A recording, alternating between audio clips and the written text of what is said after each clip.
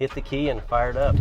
One of the things that people try to grasp is how fast is a Coyote really in these F100s, and it's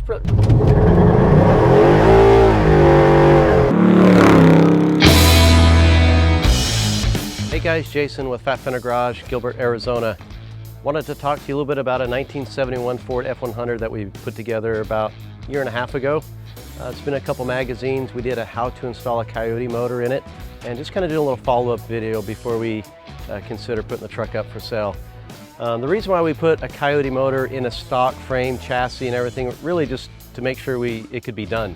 The problems you run with a Coyote motor is the big upper heads on it make it very wide, and then when you use the stock gearbox, it's kind of difficult to fit all that stuff together. The thing with the Fords, a lot of people don't know, is the motors come offset a couple inches anyways from the factory.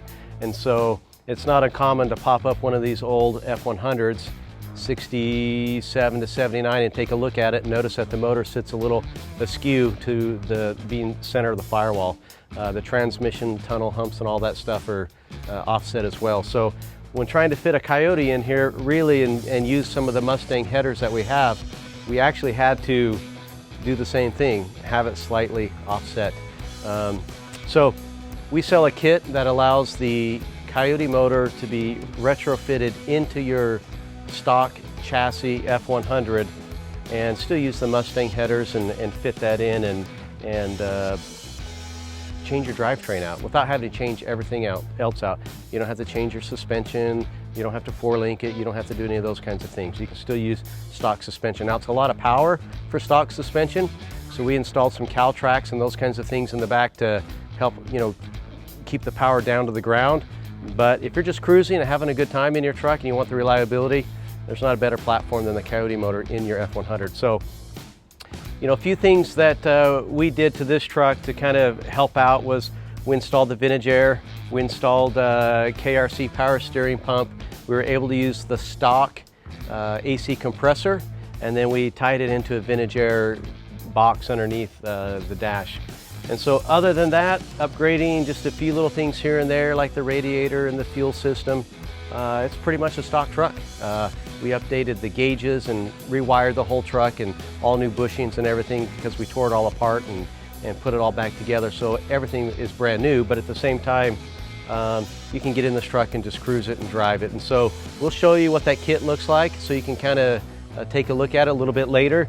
But I think what we'll do is we'll go for a test drive and let you guys see what it's like to just swap out the drivetrain and then have a completely different truck. I mean, it's literally night and day.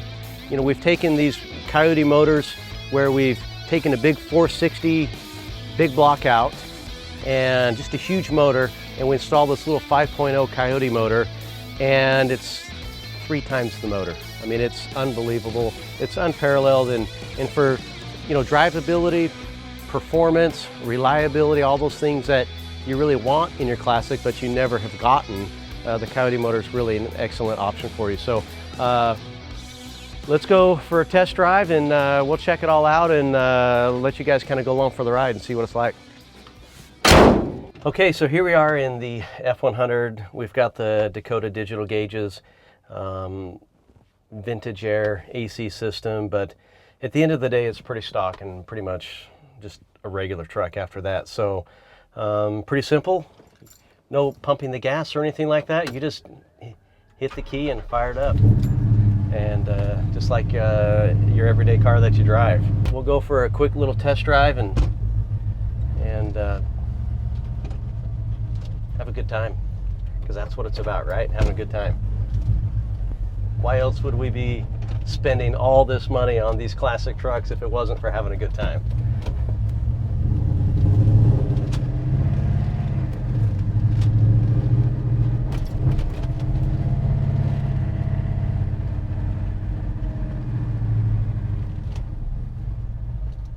So one of the things about these trucks that I enjoy the most is with the Coyote is that you can really just drive this thing every single day without really much of a problem. I've actually been driving this truck for the last 2 weeks every day. my wife's car was in the shop, and so I let her take my truck and fired up the Coyote motor. Been driving it without any issues for the last couple of weeks. I've probably put close to 400 miles on it, and so and it's actually kind of fun. I really enjoy it. So, you know, one of the things that people try to grasp is how fast is a Coyote really in these F100s, and it's pretty hard for me to explain that without you actually sitting here and feeling it, but you know, we'll give it a shot and see what happens.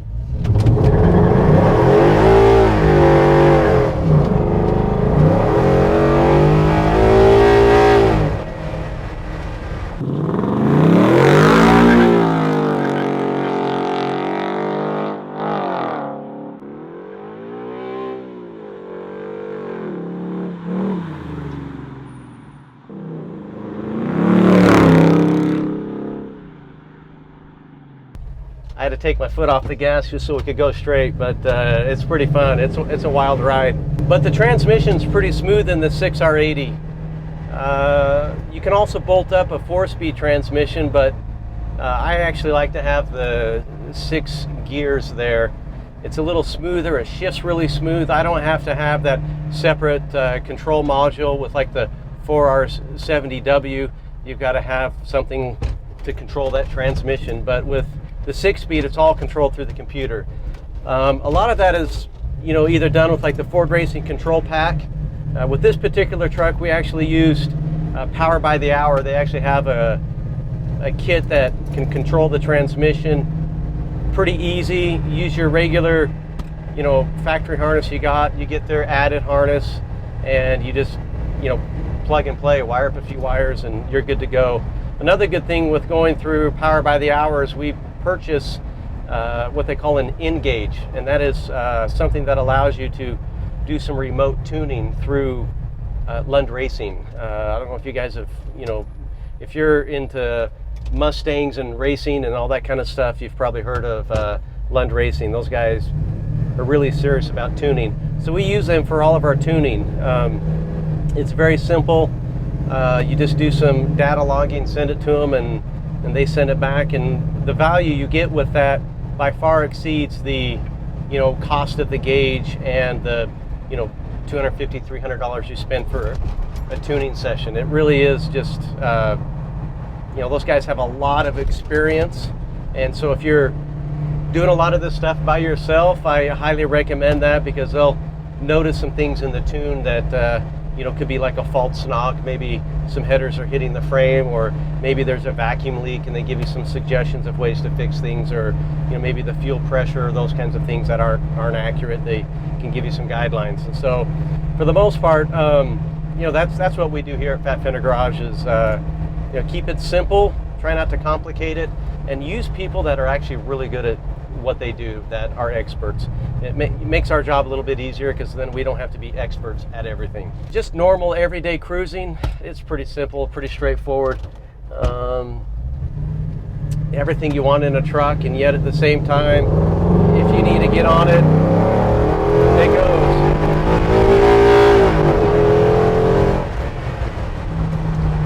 Don't tell my wife I just went 80 in a 45, so she gets mad. She might think she's worried I'm going to end up in jail one of these days for speeding. But you know, on this truck we actually did make a slight modification to the brake system.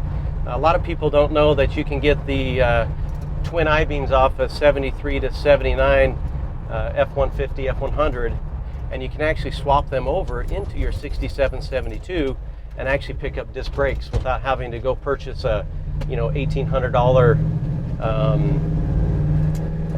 disc brake conversion kit that they sell online. You literally just go spend $500 and you got disc brakes. And so, pretty simple upgrade. It's a nice upgrade to make for these trucks, especially if you're going to put a Coyote motor. I highly recommend adding the disc brakes.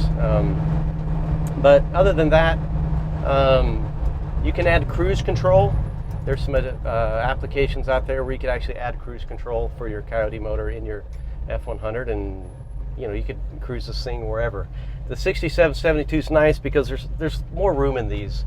Until you got to this year, it's a little cramped. We do a lot of the 56 Ford F100s, and we're always fighting the pedal and gas pedal ratio, and the, you know, that extra 3 or 4 inches you're squished up, and you get guys that are, you know, got tall legs and stuff. They not as comfortable as they wish they were, especially in those trucks. But easy truck to drive. You know, it's a lot of fun.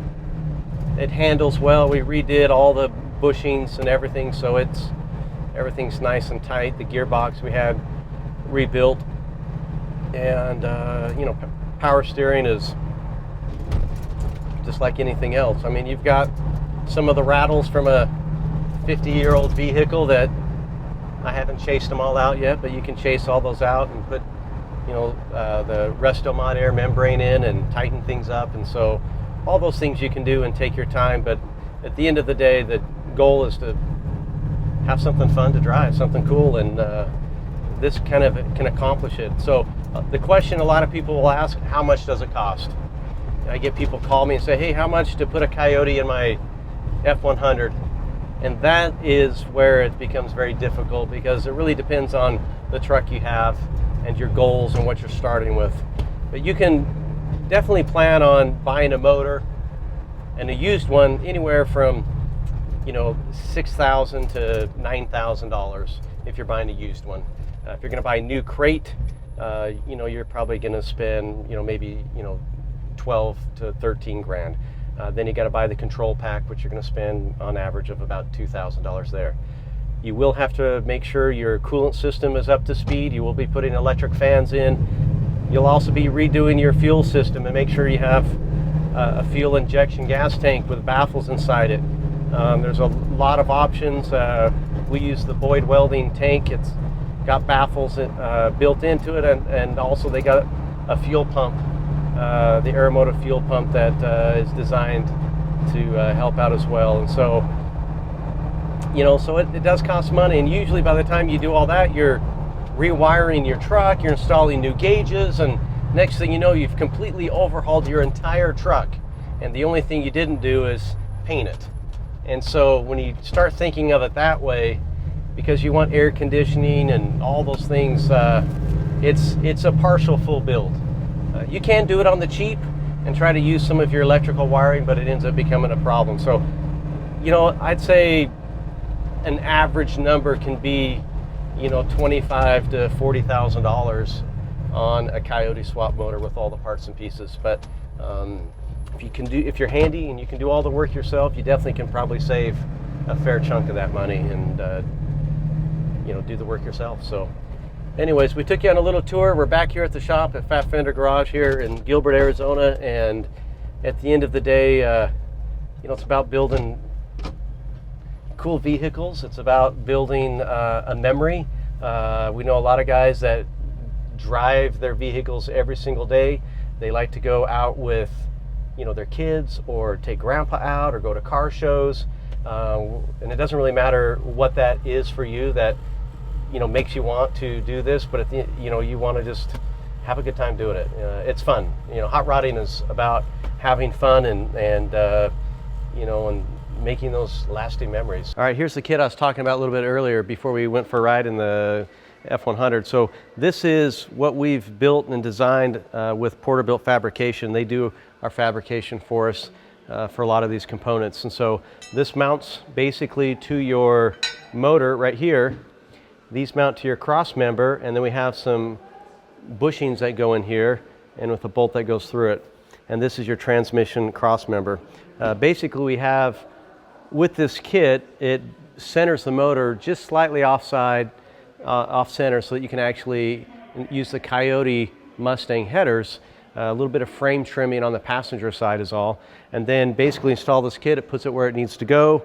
There's some, you know, you're still going to use your 6R80 transmission mount that you have, the little rubber pad, and then you'll bolt all this stuff up. And so we supplied this kit powder coated with all the nuts and bolts for about $500 plus shipping. So definitely makes it easier, especially when you want to just do a drivetrain swap and you don't want to redo all the suspension and you don't want to figure out how you're going to make all this stuff work.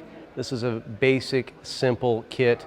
no-brainer, simple, and takes all that headache. I mean, we've got probably 3-4 days of just trying to figure this out and make it work. Where does the motor need to go? How high, how low, where we can make it clear the power steering box and whatnot. So definitely simplifies this process. So that's kind of the kit. Just wanted to show you that so you guys could take a look at it and kind of see what you get. Again, we supply all the nuts, bolts, hardware, all grade 8 hardware for you to install it. So basically it's as easy as we can. You'll have to drill a few holes in your frame for mounting it, but aside from that, that's about it. So good luck on your Coyote installs, and hopefully you can send us some pictures and stuff if you buy the kit of it being installed. We'd love to see that kind of stuff. Thanks.